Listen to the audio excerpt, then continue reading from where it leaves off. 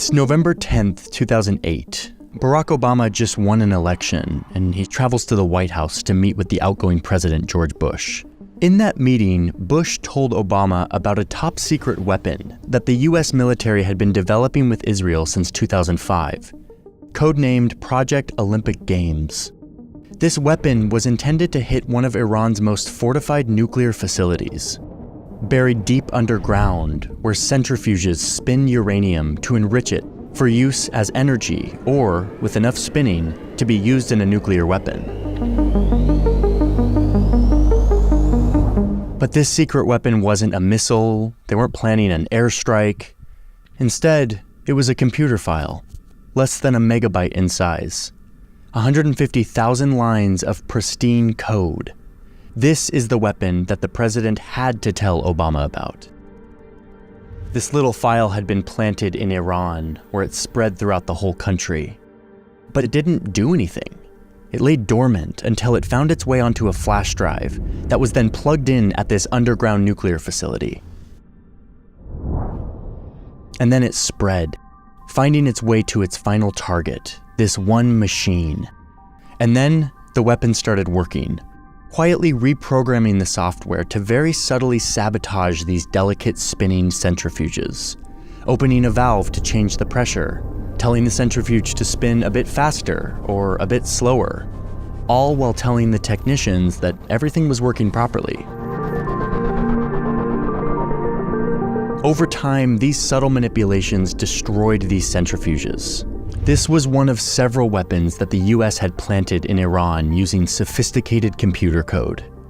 Now, if a war broke out with Iran, the US could turn off their power, could turn off their military defense systems, making it so they couldn't shoot down planes. They could turn off their command and control systems so they couldn't talk to each other during the fight. This was a real war plan executed by thousands of American military personnel, hundreds of millions of dollars in a cyber operation that would, quote, prepare the battlefield by weakening Iran's ability to fight, all of it using code.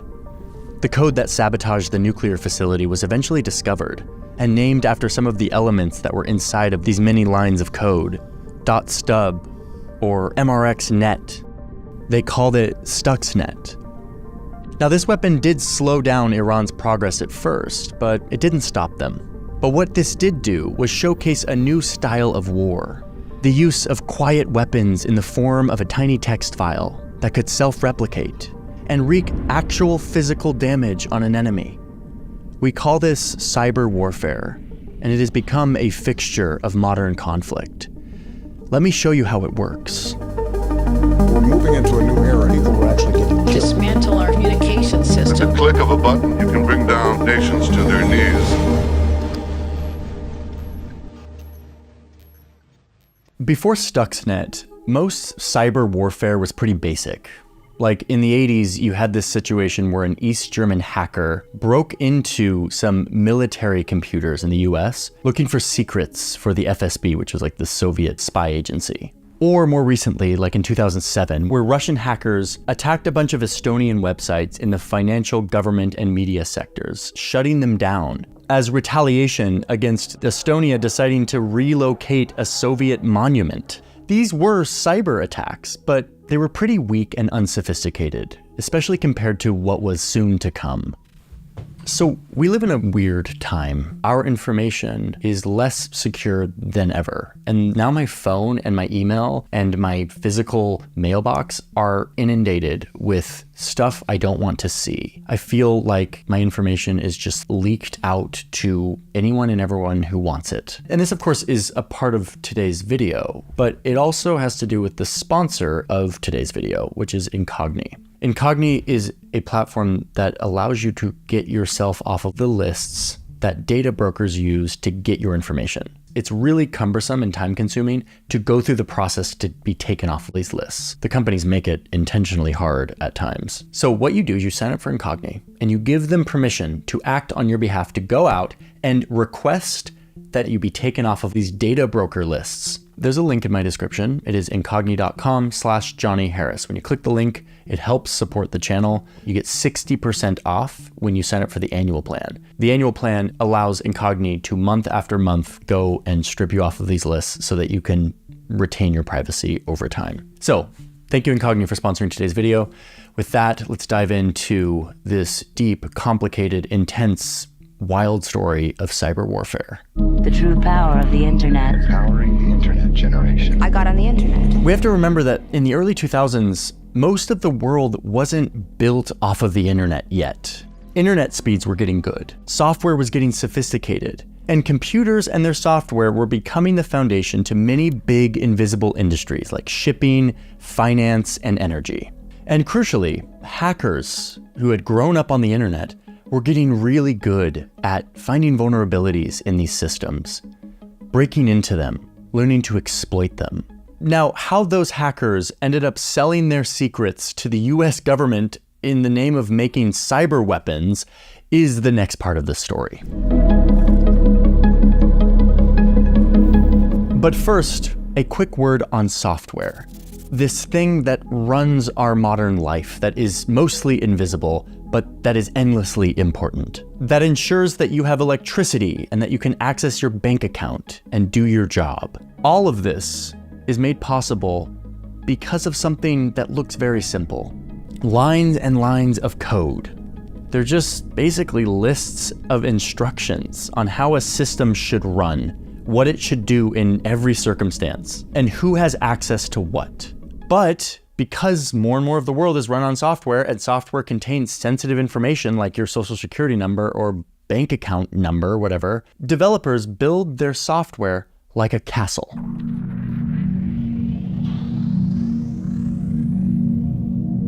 So this is our software castle. It has walls and locked doors that only authorized users are allowed to get into. But inevitably, because it's a big complex castle, the builders of this castle, on accident, left little holes, little vulnerabilities, weak spots, secret doors that if an intruder could find, would allow them to get in, where they can steal things, or even take control of parts of the castle. They can lock the owner out and only give them access in exchange for money. Or they could just leave little time bombs that will blow up later. Almost all software has some kind of vulnerability that would allow a hacker to get in and control things. But the worst kind, arguably, and the nightmare scenario for software developers is the zero-day. It's called a zero-day exploit because by the time the intruder gets into the software castle, the developers had known about this for 0 days, meaning they didn't know, they were unaware. They were blindsided by this attack. It was a hole in their castle that somebody found, and now they're screwed. Now, once a hacker gets in, developers often know that there was a vulnerability, they can work on patching it, but that takes time.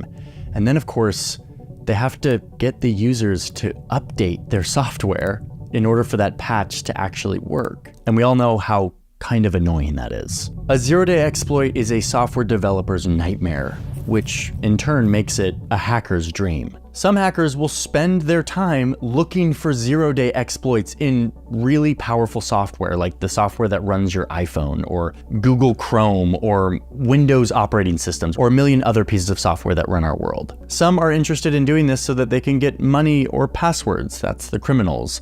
Or others are interested in gaining control of underground nuclear facilities and electricity grids. That would be the government. Okay, so let's say that you're a really sophisticated hacker and you have somehow found a zero-day exploit for an Apple iPhone iOS. You can get into someone's iPhone and control it. That's a really valuable thing. You now have a few choices on what to do with that information. Number one, you could go right to Apple and you could give it to them. And they will pay you handsomely. Right now, they will pay you $1 million in exchange for a zero-day exploit that allows you to hack into their iPhone. Every big software company does this. Like Google will give you $150,000 if you can find a way to take over one of their Chromebooks via a website. Software companies offer these bug bounties because they want to know where the holes in their castle are. They want to patch them. They want to avoid the nightmare of being hacked into and compromising the security and privacy of their users. So yeah, that's one of your options. Sell it to Apple, get $1 million, totally above board. We'll call this the white market. But you could also sell it on the black market to criminals who want to use these exploits to make money, which happens. Like in 2016, there was this case where hackers that may or may not have been linked to North Korea were able to hack into the central bank of the country of Bangladesh. They were able to make all these fraudulent requests and like hijack the SWIFT system that transfers all the money. And in the end, they were able to get $81 million transferred to their bank account in the Philippines. Their end goal was to get closer to $1 billion, but because of a typo in one of their fraudulent requests, they got caught and it got shut down. But the point is that there's a black market for 0 days because there's a lot of money to be made if you can hack into a financial system. But you also have a third option here. If you have a 0-day exploit, you can sell it to a government or a military. They tend to have pretty big budgets, and more, they're interested in developing cyber weapons, hacking tools that they can use against their enemies. We'll call this the gray market, and the money here is pretty big.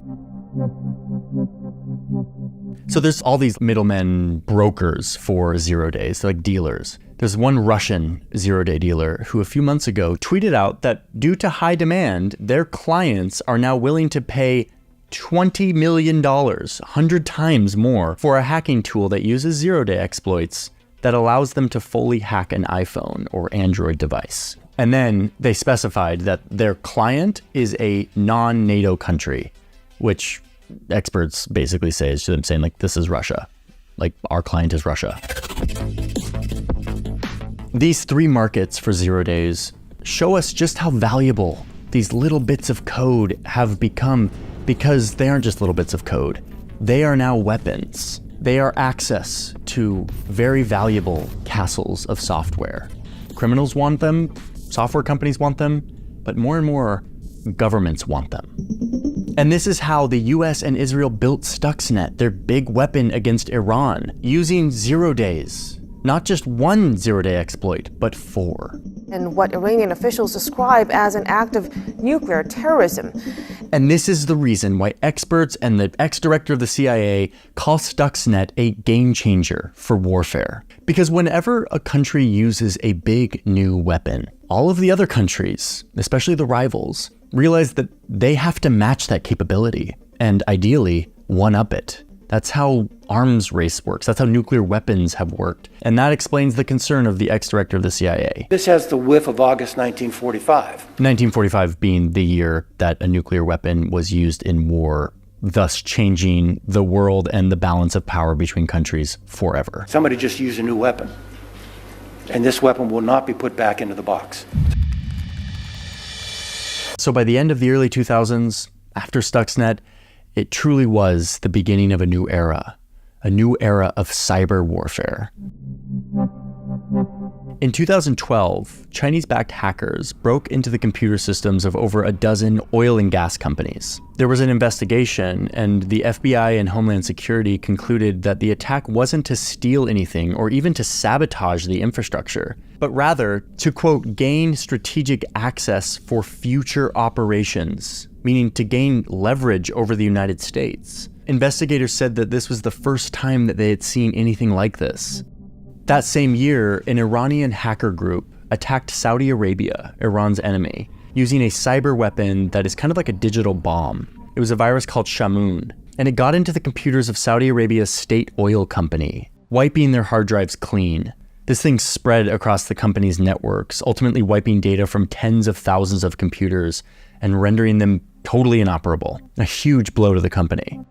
In 2015, a huge cyber attack occurred when the Russian hacking group Sandworm shut off the power to 250,000 Ukrainians by gaining control of the computers that ran the power stations. This is actual footage of them remotely controlling these stations' computers. They used a piece of automated malware to do that, which is a sign that they will probably want to use that again. That looked like a kind of practice round to develop a capability that they wanted to have to use globally. This set a new precedent.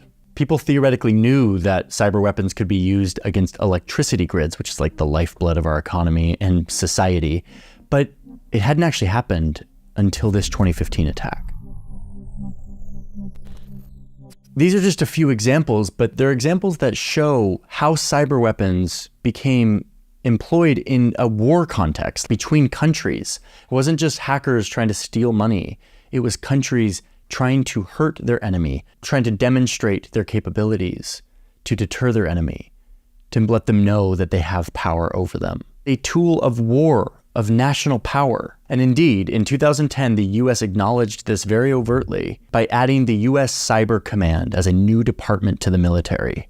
Cyber war was here, and it was here to stay. Today, we face threats that have increased in sophistication, magnitude, intensity, volume, and velocity. But here's what's crazy is that these aren't weapons. These aren't like missiles where a country has a monopoly over buying and using them. Cyber weapons are just bits of code. They're text files that are really small and easy to transfer around. So what happens when a cyber weapon developed by a military gets into the hands of everyone and they can use it however they want?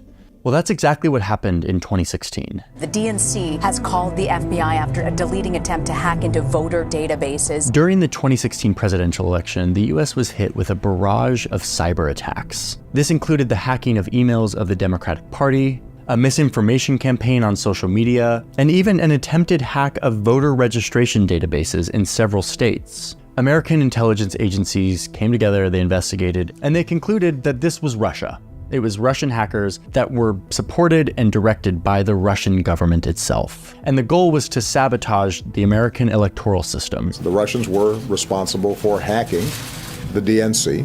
This was like a frenzy here in the United States. Like everyone was talking about it. It was a huge deal. But in the middle of all of this, a post quietly appears on GitHub from a user by the name of the Shadow Brokers. This was a few months before the election. It was a tense time for a lot of reasons. They claimed that they had super powerful cyber weapons from the American government's most elite cyber war group, the ones who created Stuxnet, and that they would sell these hacking weapons to the highest bidder. They would take their bids in Bitcoin. They released a few pretty impressive samples that actually looked pretty legitimate.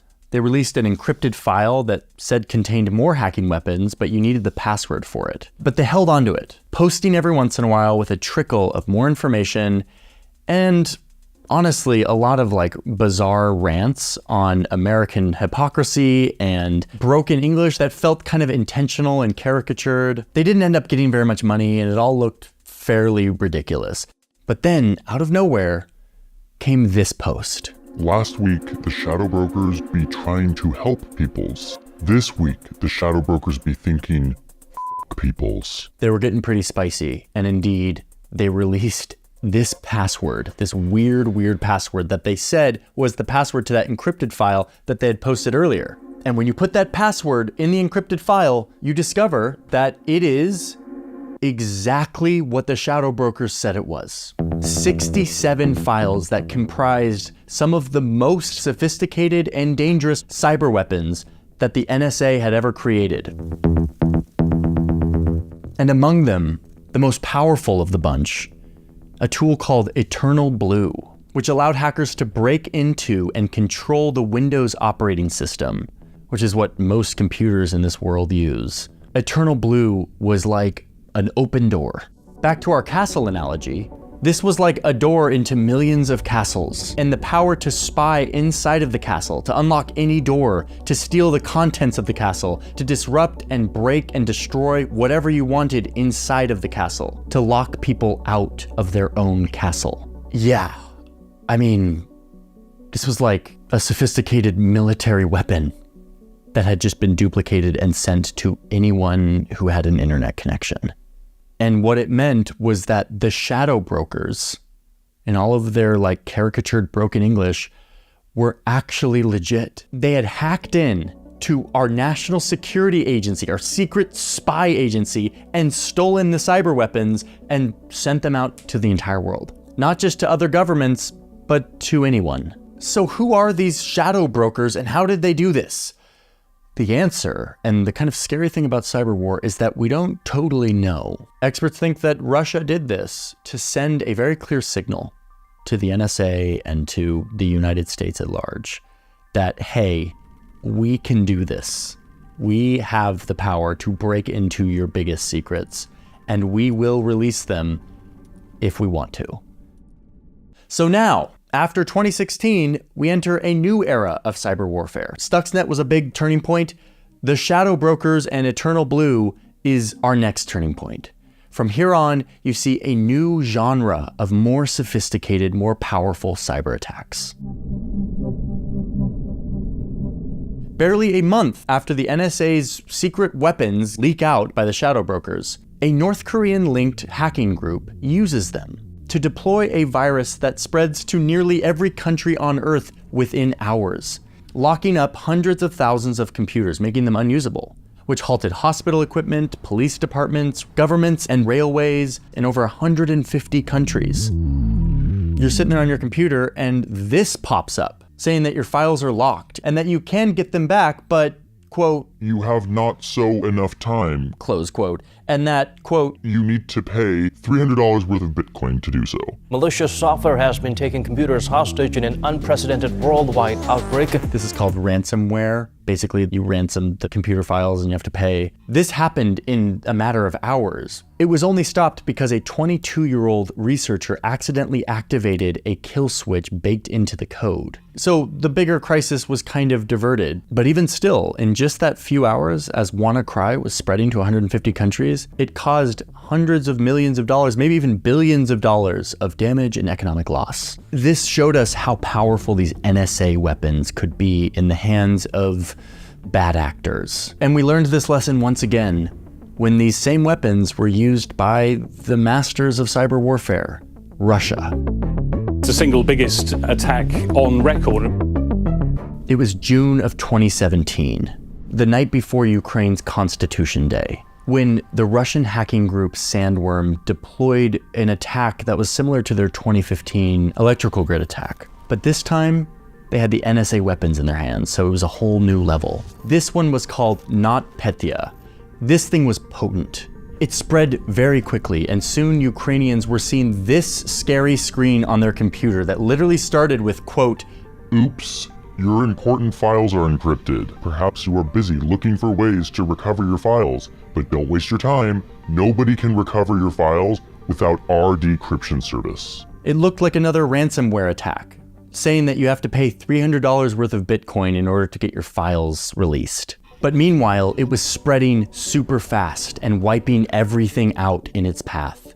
It took down Kiev's mass transit system, airports, hospitals, and it rapidly spread through government agencies.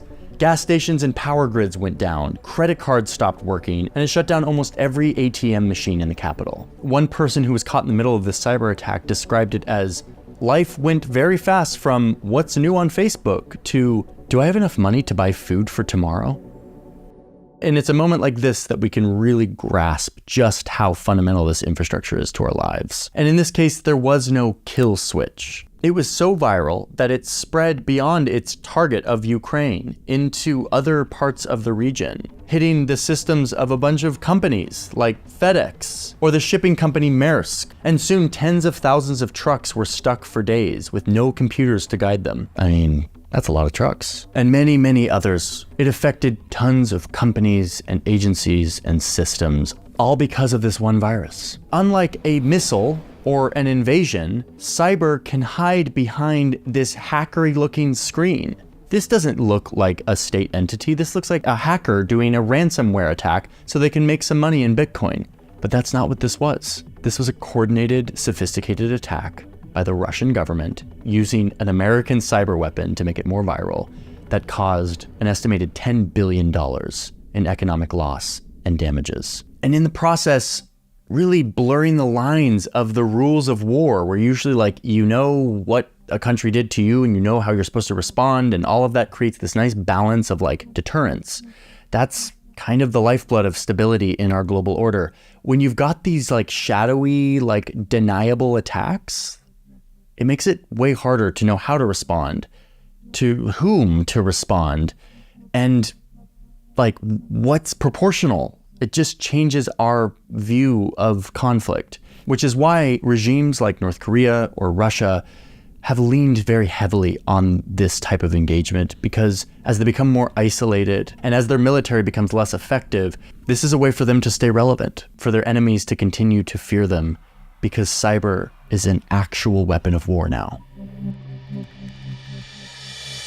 But let me just say something that is probably not obvious and might be surprising to you here at the end of the video, which is that The biggest threat in the future, the thing that's going to be the biggest part of cyber warfare, isn't going to be these big splashy, like shut down the electrical grid, doomsday scenario situations. Those might happen. Those are real threats. We need to prepare for them. But like any weapon of war, cyber is turning into a weapon that is being deployed subtly, that countries will use to get into the minds of their enemies. Like right now, we could be pretty certain that Russia and China have quietly infiltrated parts of our infrastructure systems.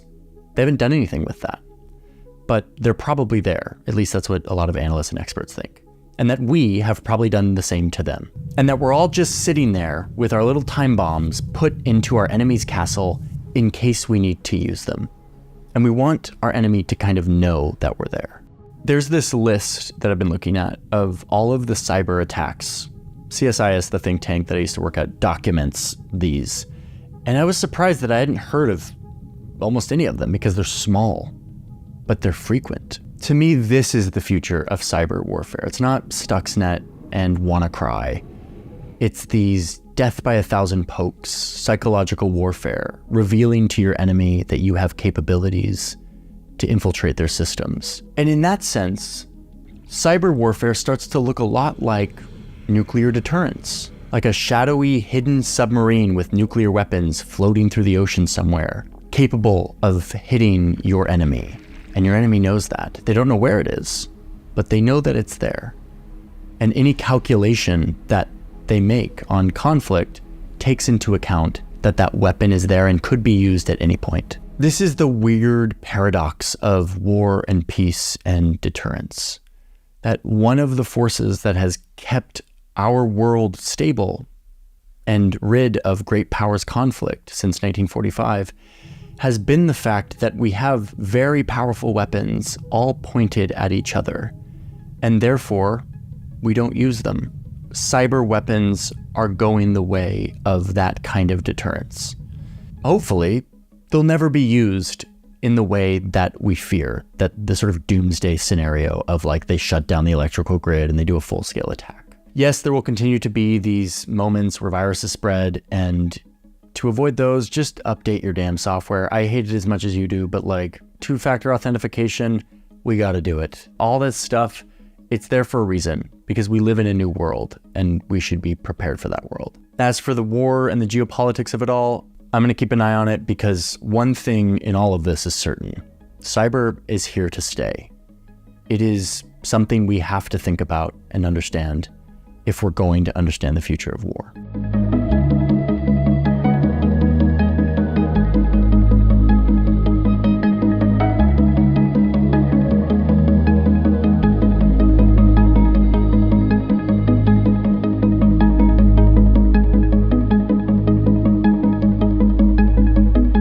You guys notice that this thing is here? Nick, the studio manager, who's right over there, brought this in and made it amazing. And every time I talk, it moves. And that is just freaking cool. Good job, Nick. Also, Alex, good job to Alex as well, who is the visual producer.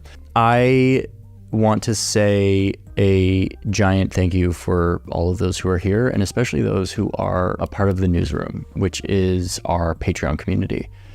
We're doing this thing called independent journalism on YouTube, and it is exciting and fun, and it's a lot of work, and it is a lot of meticulous effort. So I'm very grateful for all of those who support monthly over on Patreon. For those who do support over on Patreon, you get access to my scripts. You get this behind the scenes vlog where you get to meet the team.